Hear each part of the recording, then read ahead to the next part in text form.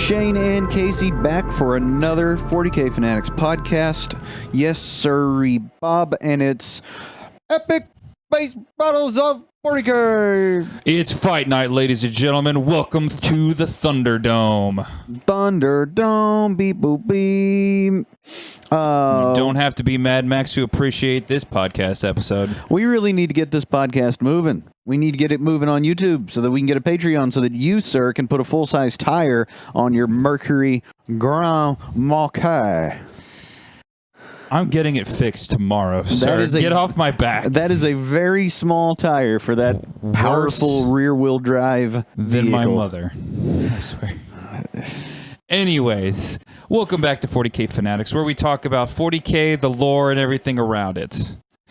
How have you guys been? Because we need more viewers on YouTube. Like, share, and subscribe. The YouTube is just shut off on us. Has it? It seems that way. And we're giving good content, spicy content. People are hating your boy, which is a little bit by design, if we're being honest. Well, it's hard to hate somebody up in that ivory tower. I do be in that ivory tower. I'm out here on the streets. The everyman. It's your character. Like, these things that we do are largely performative. I hate to take you behind the curtain too much, but we do a little bit of characters. Yeah, a little bit. You do a lot less than I do. I kind of have been laid it on lately. Man, however, it popped up the other day in the local group chat. People talking about the paid rules and how the rules should be free, and I said, I'm pro gatekeeping. I want my gapes summarily kept. And somebody said, the shadiest of things that you could do is just react with the question mark. Yeah.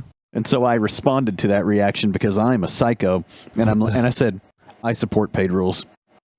I just left that landmine laying there. Nobody engaged You just with me. threw a grenade into a room and ran. Well, and you know what I want? I mean, I meant to. Well, yeah. Except this one was more of a landmine because people just walked around it. They're like, we're not going to engage him. They saw it. He's a psycho. Let him think what he thinks, which is good of them because I'm going to see those people in public. Nico Bellic and behind enemy lines. However, you guys, I'm just a voice on the internet. Get in the comments, especially on the YouTube, and tell me what you think about that little nugget. I've got another little nugget that I would like to talk a bit about, which is 3D printed stuff. I'm out on it. I'm out on it nearly entirely. If you want to make some weapons, if you want to make some bits, I'm here.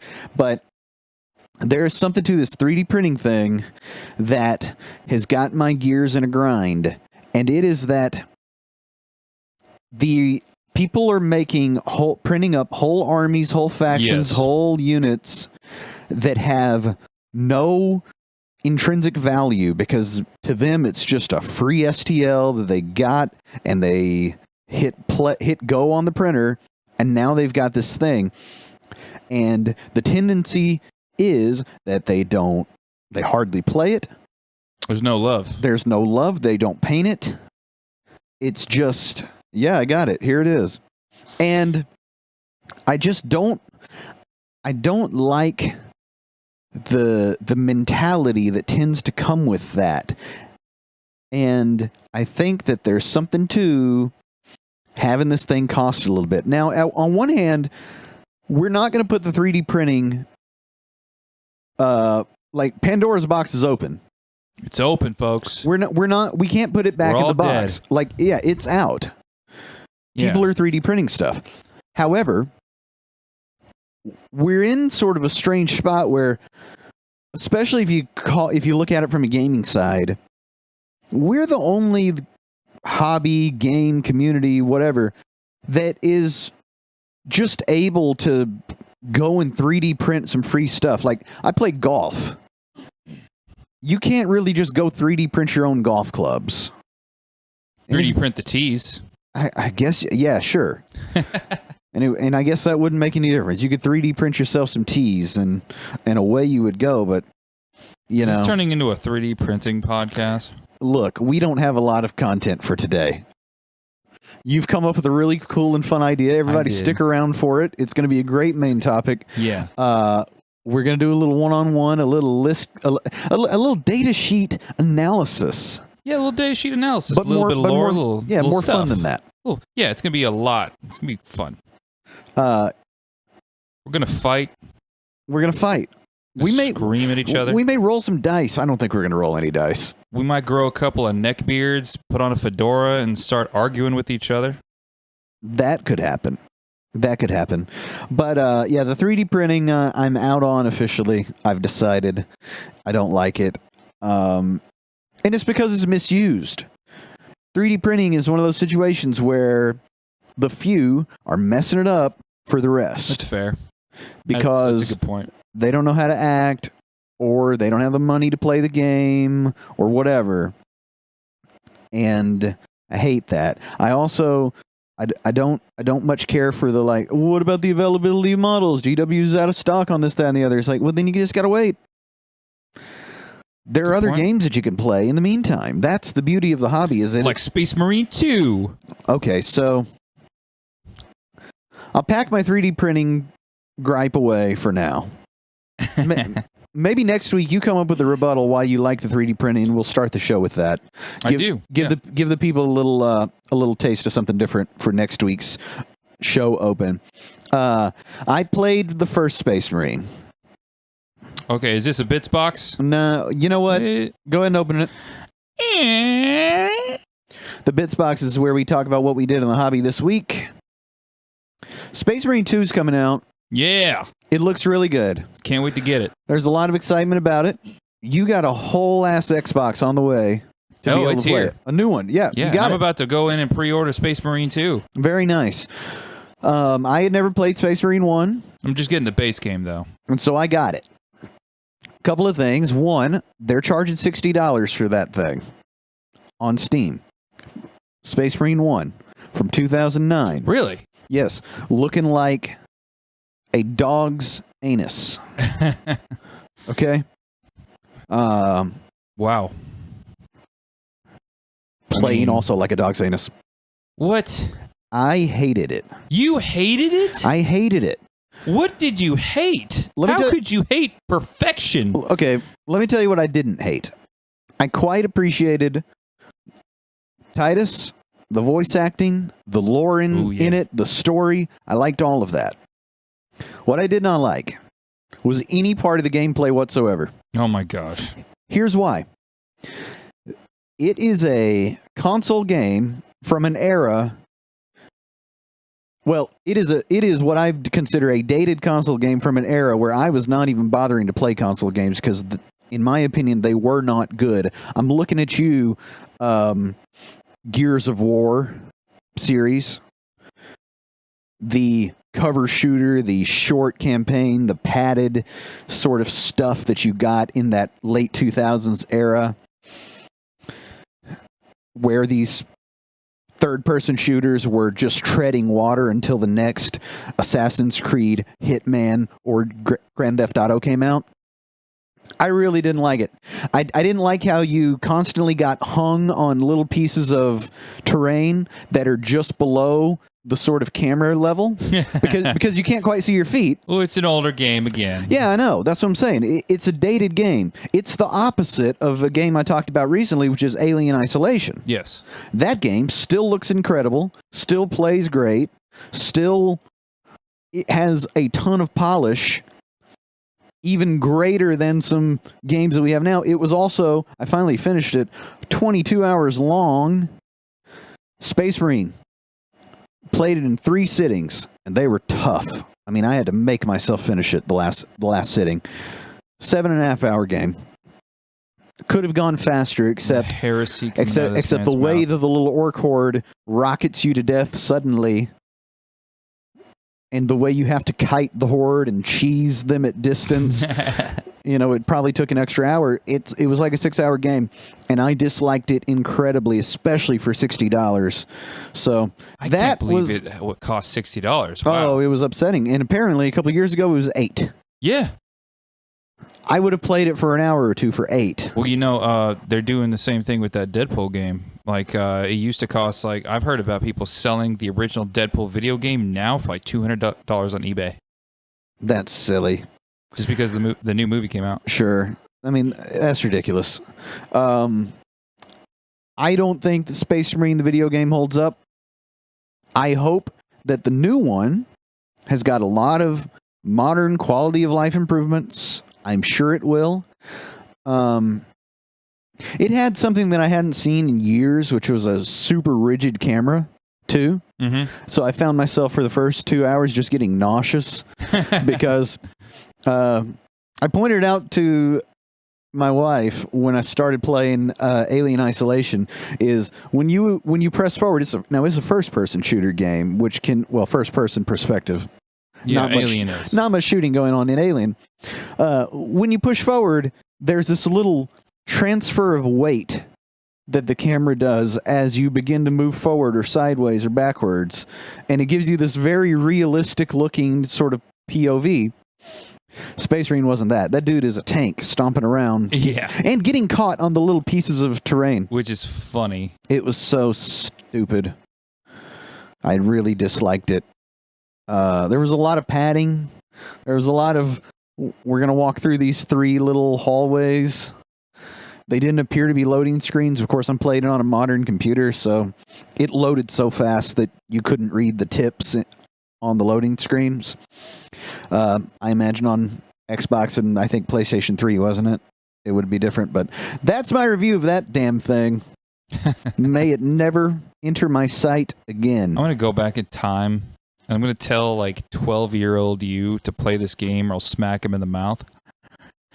Anyways, Space Marine 1, best game ever. Okay, so moving on. We had a few reveals this week with Space Marine 2, by the way. Oh, yeah? The company who makes the game did their game plan for the Year 1 battle plan and their updates. So if you got the base game, you're going to be getting quite a bit of stuff. And especially in 2025, we're getting a lot of different game modes, PvP arenas, new enemies, ranks, missions. There's going to be a lot of fun stuff to play, but that makes me worried. It made me worry. Yeah. It was confirmation of my worry. Are you saying that a lot of stuff is going to be held off? But it's not to say that there's not a lot of stuff in the base game. No, we don't know that. We don't know. Exactly. So here's my concern. First of all, I am so sick of everything feeling like it needs to have a season pass. Yes. I am tired of seasons. Gen Z dudes who have promoted this, you need to stop. You guys are killing video games, but we don't need to get into it. Go listen to the Angry Joe show. He talks about it constantly.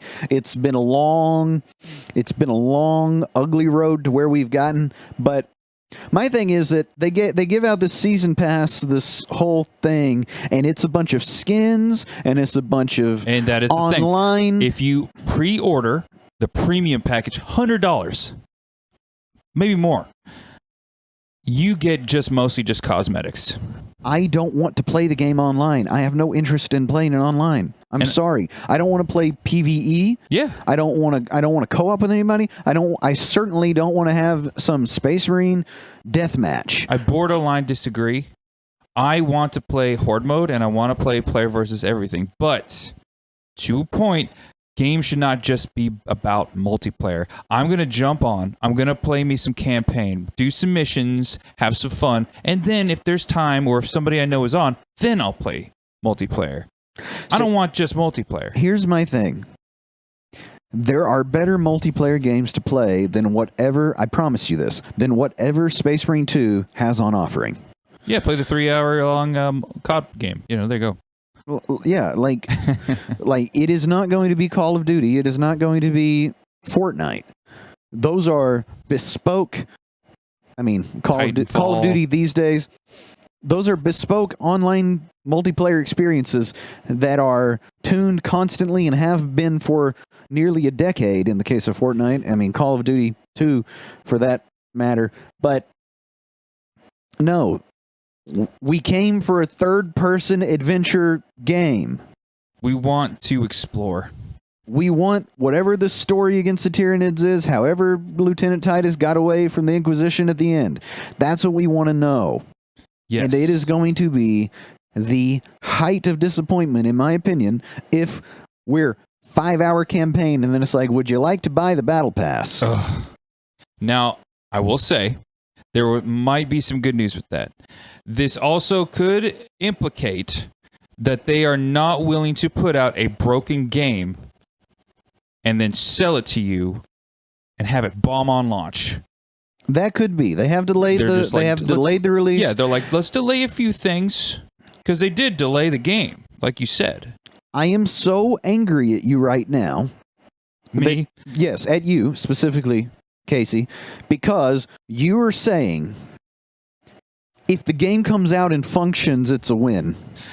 No, I'm saying if the game is good and functions, it's a win. Now, I know where I was the day I got Assassin's Creed Unity and played it on the brand new Xbox One, and that game was straight up garbage. And I think a lot of people were there when they played, remember where they were when they played Cyberpunk. And that game wasn't finished. It's just, these game companies need to listen up, and we're turning this into a video game podcast, ladies and gentlemen. I'm sorry. But yeah, short and quick of it, video game companies need to wise up, finish their games, put them out. I mean, we've waited 20 years for a Space Marine 2. We can wait a little bit longer. I would advise you, Casey, and anyone else that can hear my voice, not to pre-order the game. Good point. Used to, back in the day, I'm gonna just used to get cool stuff. Well, look, I'm gonna put on my straps that hold my non-elastic socks up and get my popcorn pipe out and tell you youngins a story. Once upon a time, a very popular game would come out and you would have to go to the GameStop because that's where you'd buy the games. It was the best. The reason you would have to go to the GameStop is because you needed to pick up your physical disc copy of said game. Therefore, you needed to pre-order that thing, or else you could get there and they not have a copy for you to buy. Yep. These are digital downloads. There is no physical medium. Mm-hmm. They're not going to run out. Stop pre-ordering games, because what you're doing is you're allowing these companies to make a game that doesn't even work day one. Get the wrong bag like Fallout 76. You've already given them their money. Yeah. At that point, they say, "Well, what do we need to fix it for?" Exactly. We sold. They don't learn. We made our development cost and some profit during the pre-order phase because y'all are too stupid to realize that this is not going anywhere. Why would we bother fixing it? Yeah, we'll fix it if we get around to it. Exactly. We'll fix it when the gold edition comes out because you dummies already made it, gold. Got it, yeah. It's already game of the year. We're already working on the next thing. Exactly. We've already pulled all the people off of it. Jim may make it so that your save isn't corrupted 20 minutes in. Yep. But we'll see. And I will say a lot of Warhammer games tend to keep going years after launch, like Vermintide and Darktide. They're still going. They're still releasing stuff, and that's pretty awesome. I appreciate that. So maybe we'll get that with this. Hopefully it won't be a mess like games of the past. Don't pre-order any games, everyone. Stop it. The pre-order bonuses are never worth a damn. They have not been for years. Stop it. If we stop pre-ordering this stuff, we're going to get those pre-order bonuses included in the game rather than made with the game and then taken out and then spoon-fed us for $7 a piece. That's all I got for that. And to close off my bits box and to bring things more into a positive light, because we did go on a bit of a rant there, folks. I have been working on a Typhus. Yes, Typhus of the Death Guard. You did Titus last week. Yes, I did. I'm doing Typhus this week. I had some time. I had to clean up my airbrush, as Shane often likes to tell me to do. And I had only a short amount of time, so I put some paint on a Typhus of the Death Guard character I have going on. And I am painting him in the old school Death Guard scheme from the Horus Heresy. I've been naughty in my hobby, and I've only sat down to paint twice, and both times it was to paint a Night Lord Legionary unit champion, the Night Lord from the what was it called? The Night Lord Kill Team box. Anyway, he's looking cool. I've spent more time on him than many other projects that I've ever painted. You want him to look nice. And I need him for absolutely nothing. But for some reason, I've just decided to go full ball sack on this random Night Lord guy. Because sometimes you just do that. Yep. But that's been my Bits Box. We will probably post some Whip Wednesday action of him and things. Maybe this coming week. Yeah, you'll definitely see my typhus up there. So, closing that Bits Box. Close it. So, Shane. Casey. It's fight night. Fight night. Fight night. Ding, ding, ding, ding, ding. So, you've got a new army on the way. I do. I have a guy with the hookup who's helping me get that new Death Company Blood Angels box. You're going to move over away from your filthy Xenos ways, away from your sort of dabblings with chaos, and dive headfirst into the bosom of Big E. And Sanguinius. And Sanguinius. Yes, indeed. I love everything about the Death Company. I think the Death Company are great. When 10th came out, I was a little disappointed in their stats. They weren't that great. But this new box, my favorite character, Lamartes, has got a new refresh. We've just got Jump Pack Intercessors, Death Company Intercessors. We're getting Brutalis Dreadnought Death Company rules. It's going to be sweet. A whole new, was it a supplement or a codex? Supplement. It was supplement for just the Blood Angels. It looks nice. You're going to have to buy yourself a Space Marine and a Blood Angels Codex, sir. I will. Just to be able to access. Well, I could just use Battlescribe, just saying. Anyways, I'm excited. I'm big excited. This is going to be great. The Blood Angels rules are really, really good. I have heard very much about this. I even watched the 40K in 40 minutes where they had World Eaters face off against your new Blood Angels box. I was titillated. Yeah, the nerf to the Blood Angels is going to be tragic, and I expect it comes before anybody gets their stuff painted. That's why I got an airbrush. They're real spicy. No, I'm kidding. That's not why I got an airbrush. I'm excited because this is going to give me opportunity to paint a model that I've really always wanted to do, Lamartes. Dante, I need to get around to getting him at some point because he is the man. And Astrath can join in too. My favorite of all those is Astrath. Really? Yeah, he's really cool. Who's the vampire guy? The vampire? You mean Mephiston? Yeah, that's who. I guess they're all really vampires. Well, he's more vampire than the rest of them. It said that Dante embodies the red angel, whereas Mephiston embodies the black. So you came up with an idea. I did. In celebration. Last night, I was chilling. Because I be chilling, as they do say in the comments. And I was like, you know what? Hey, Shane, let's do fight night. Let's do what a lot of people on YouTube Shorts have been doing and just have two models go up against it. Because my dad can beat up your dad. Well, I assure you that he can't. Because Daddy Abaddon busts everything up. And I considered Abaddon. I just thought, it's not a fair fight. I just think that a lot of people would be up for debate. With the rules not being too flushed out here recently, maybe something. I had a much better reason, but I'm like pandering right now. Yeah, I don't know what you're talking about. Abaddon's out here busting knights by himself. But I know that you're real, that you're in your heart of hearts. Haarken is your loved Haarken, Worldclaimer. Abaddon's right-hand man, the Herald of the Apocalypse. In this corner. Haarken Worldclaimer. Haarken Worldclaimer. Yeah. Herald of the Apocalypse. Abaddon's right-hand man. The man who appears leading the shock troops. He thrusts his hell spear into the ground, proclaiming that this world shall fall to the Black Legion. That about right? Yeah, that's about right. Pretty dope character. Pretty dope character. But and slaps on the tabletop. But ho! What is that golden light in the sky, on the horizon, lifted upon Feathery angel wings? Yeah.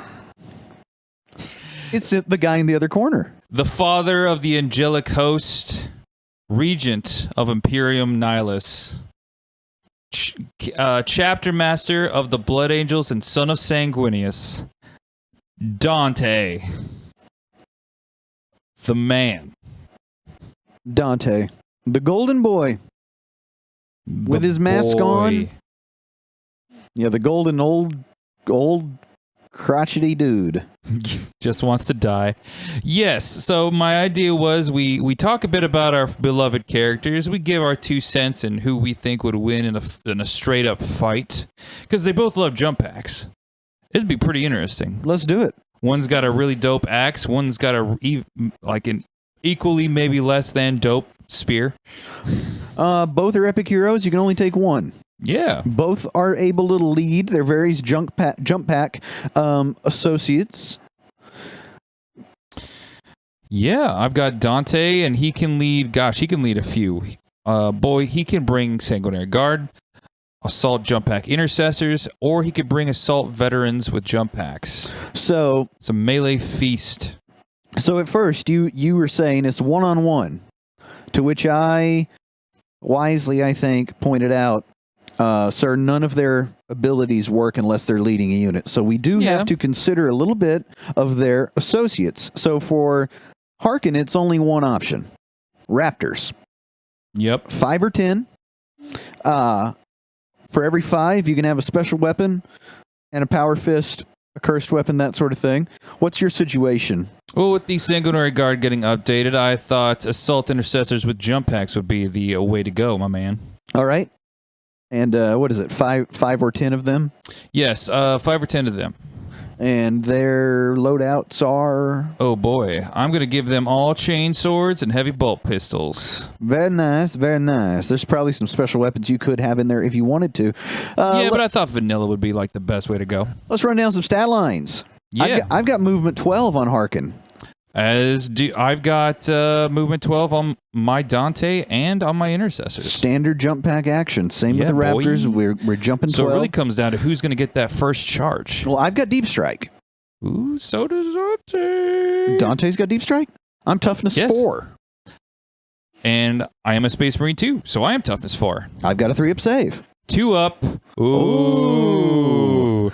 First blood is spilt. There you go. My dad's cooler than your dad, sir. I've got some shenanigans. I've got a leader. I've got 5 wounds.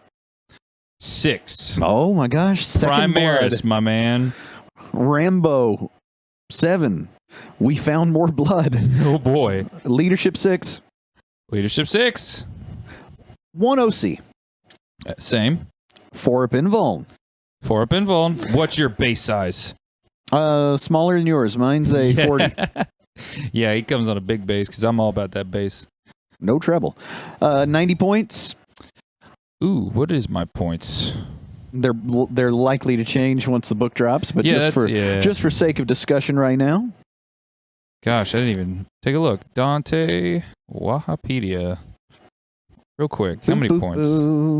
Googling, and Googled. This is where Casey looks stuff up.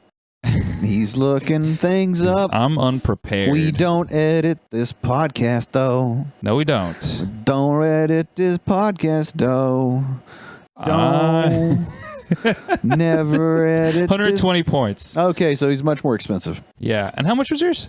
90. 90. Okay, so 30 points less than mine. My dad's cooler than your dad. What do you got for ranged weapons, sir? Dante is bringing in his Perdition pistol, sir. What's it do? Rattle it off. All right, it's got a 6-inch range, so really short, but it's a Melta 2 pistol. Hitting on 2s with a strength 8, AP 4. Yeah, that's a Melta. With D3 sustained hits. Oh, very and nice. D6 damage. Pretty good, pretty good. That's pretty good. What you got? You got that spear, right? So I've got a little wrinkle here. Better bring out the flat iron. The wrinkle is that all of these weapons have got to be considered with my Dark Pact ability as a Chaos Space Marine. Come on. It's true. Okay, then I got to go with my Oath of Moment ability. Sure. Which I can have that. I can or have whatever Space Marines have. I can have that too. So let's assume You could. Let's assume that we're re-rolling all our hits, which is handy. The Hell Spear of the I've marked this world for Chaos fame. 12-inch range, assault, only one attack. Hits on 2s, which of course will be re-rolling. You're not missing very many times. Strength 8, just like yours. Okay. 8b3, 3 damage. Not as good. Sustained hits, D3. That's not nothing, especially if you put lethal on it. So you automatically get 1, then you roll a die and see if you can get 2 to 3 more. Is that a pistol? No, that's a assault weapon. So you can advance and sling it. Yeah, there you go. And that's his only range weapon. But I can shoot mine in combat. Well, I've got it for that too. Oh boy. Oh man. Now, my Raptors are going to be coming in. I tend to run him with 10, so I get 2 special weapons. I bring 2 Melt-A-Guns. They're similar to your Melt-A-Gun, except a couple of Raptors are holding them, and it's a big old squad jumping at your face. Squaw! They also end up, yeah, baby. You're re-rolling hits because of the Dark Pact, and then you're putting either lethal or sustained, depending on what you're doing. There are some factions that you can run as Chaos Space Marines to get lethal and sustained, I think. If you have a Hellbrute close by, you get lethal and sustained always. You love bringing that Hellbrute. I do. So that's how you've gotten shot up. But then we charge. Mm-hmm. And now we're in there.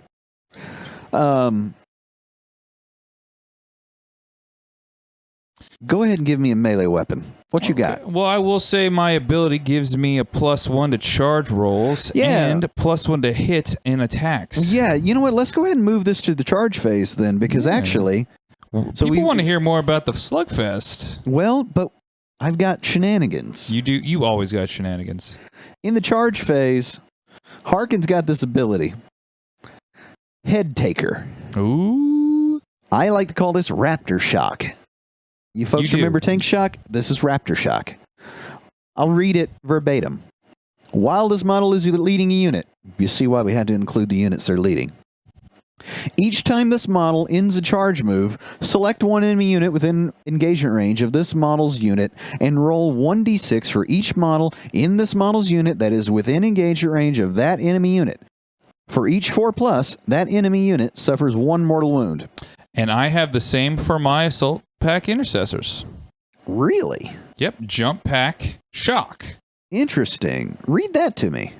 Yeah, I'll read it for you right now. The intercessors do it all by themselves, huh? Each time this unit ends a charge, select one enemy unit within range, obviously the one that I charge, and roll a d6 for each model in the unit that is in engagement range. So on a 4 or higher, that unit suffers 1 mortal. Okay, yeah, it is the same. Mine comes from Haarken, yours is coming from the dudes. So...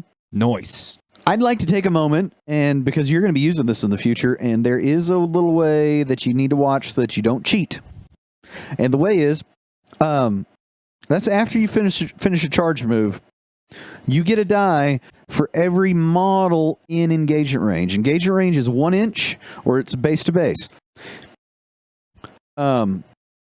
Engagement range is not too deep.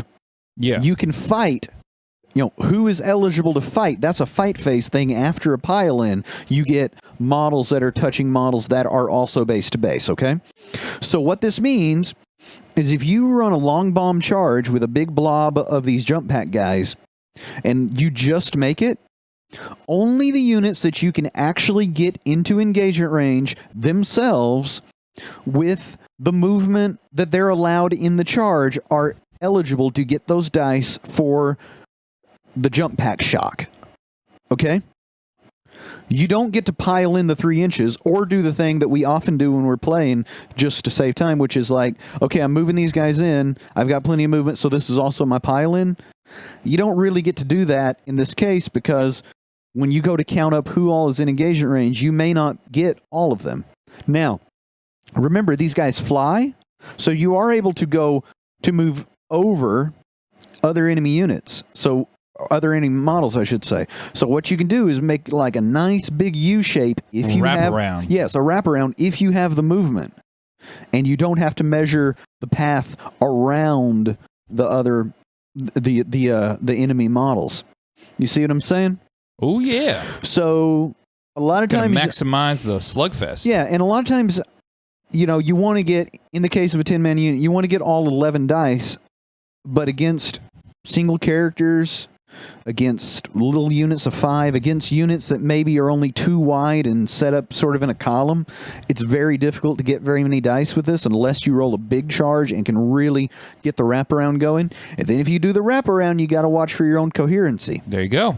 So, where this does work great, knights, hordes, yep, big tanks, because you just put your transports. Yeah, you put a 2x2 wave of 32-inch bases. By the time you make little triangles, they're all within an inch, and then you roll that 11 and average your 5.5, 6 wounds. And if you wrap around on a transport, anything in that transport that has to get out might not make it. Yeah, it can be a problem. Now, also, that all happens in the charge phase. So, when it's time to fight, let's say that you blew up a transport with your Raptor Shock and guys jumped out.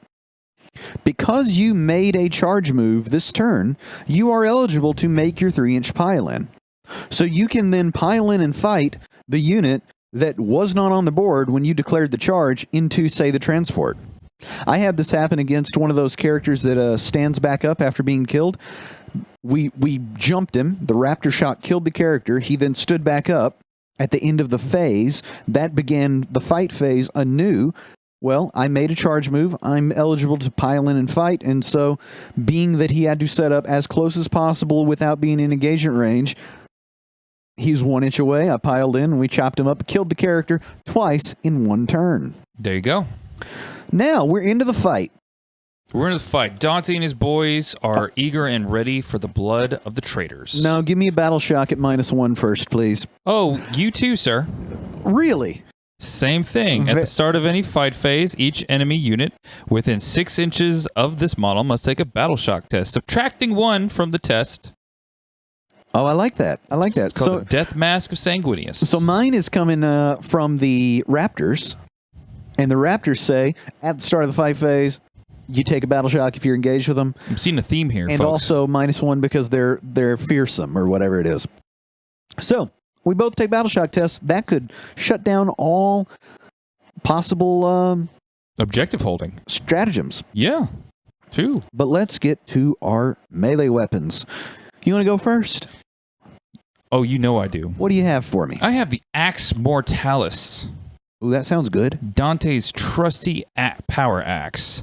Coming in with 8 attacks, lethal hits, and hitting on 2s. It has a strength of 7 with an AP of 3 and 2 damage. And I believe the new Blood Angels stuff is if you charge, you get +1 strength, so you're going to wound me on 2s. Yep. And you're going to be re-rolling because we've decided that I'm both the moment back and forth. That's real good. That's real good, That's sir. real good. That's real good. What's your spear got? What you got, sir? Well, my spear's extra attacks. And what is it's the Hell Spear. Yep. It's extra attacks, so. Oh, so it's not your only melee. It's not. It's 1 attack. It hits on 2s. Okay. Still strength 8. Nice. But it's also lance. Ooh. So if I charge, +1 to wound. Yeah. I would have lethals. I would probably have lethals turned on because it has built-in sustain hits D3. It's AP3. It's 3 damage. Oof. And actually, I would have sustain turned on because I'd still get sustain D3. In the case of superseding weapon abilities like that, you get to keep the one that is better. So you'd keep the D3. All right. So if the Hell Spear doesn't kill you, because let's be honest, Dante's a character. He's surrounded by all these dudes. It wouldn't kill him. But the Herald's Talon with precision would. Ooh, yes. And as we know, a weapon with precision goes straight into the characters, and you can't use the bodyguards to protect them. That's right. The Herald's Talon. I have no precision. 6 attacks, hits on 2s. We're going to re-roll. Oh. Strength 5, so you're T4, so that's still going to be 3s to wound. AP 2, 2 damage a pop. Oof. Only got to convert 3 of those You to do. cut you down. And how many attacks did you say? 6. Oh, boy. And I've got sustain turned on, so I'm probably going to get some extras. Yeah. I'll be relying on that 4-up invuln save. You're going to have to. You're going to have to. The fact that I can bypass your bodyguard, I think, is a big deal. Now, you Might could be the clincher. You could put, what's it called? The stratagem no one ever uses? What is it? Heroic Duel or something like that? Epic challenge. Epic Challenge. You could do that unless I battle shocked you when I jumped in. Oh, see? You see? Pretty neat. You've got your Blood Rage thing that's going to be a new thing where you can decide to succumb to the Black Rage. And if you... The way your new detachment ability is going to work is, that one at least, is it gives you 2 things you can get. You can pick one, or you could take both. But if you take both, you're battle shocked. Just outright. So, you may have battle shocked yourself before we even got here. And then, my precision is coming at you. I like that in the initial jump down, whichever way it goes, we spontaneously explode each other's jump back dudes. Right? I mean, obviously obviously the charge bonus is the key. Whoever gets this charge off is going to be the one. It's going to be all about coming in from deep strike, making that 9-ish charge, or coming in from a rapid ingress, and then of course you move into 0 charge range. I know I've got ways to jump away from you in those cases with infantry units in my preferred Black Legion detachment. I don't know if the Blood Angels will have anything like that.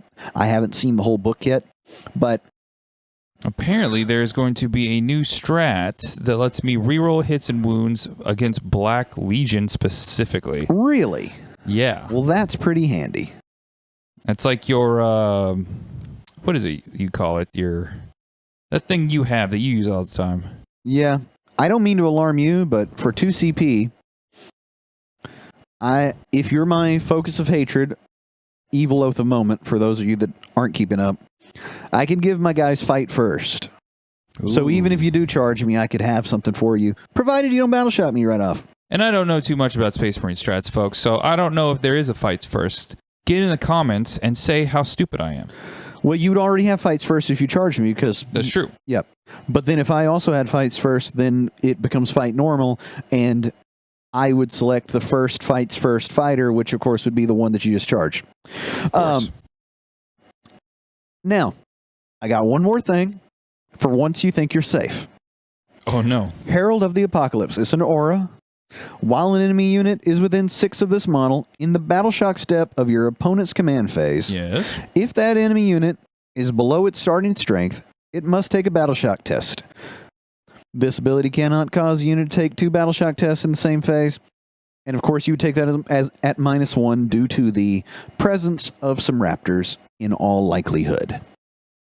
So I could deny you stratagems at the beginning of the fight. I could deny you points once you think you're safe. Boy, oh boy. For it has been proclaimed that despite Dante's intervention, this world shall fall to chaos. Or do you disagree? I still think Dante's dope. Dante is dope. He is so dope. Dope. I would have loved to see what he could have done with some Sanguinary Guard. Maybe there was going to be some more shenanigans when the new supplement comes out. Here's what's going to be fun. And we'll close on this because we're just about out of time. And you said we wouldn't have enough to talk about. I didn't think we would, but then I got into that whole thing teaching the folks about the jump pack thing and how to properly make charge moves and not cheat on your piling and all that. Anyhow, you've got the Blood Angels on the way. Oh, what's that? From the top of the cage, it's the Sanguinor coming to hurt ya with a 3-inch deep strike. Yeah, the Sanguinor looks cool. You've got to get all that stuff. You've got to get it painted. Oh, boy. I feel like we may film the first 40K Fanatics battle report when Dante and co. take on Haarken and his Raptors. Boy, man, that was dope. Landing with our Space Marine segment of the day. Did you know, Shane, No. that Dante likes to spice his wine with blood? It adds up. And he sleeps in a coffin full of it. So, stay fanatical, folks.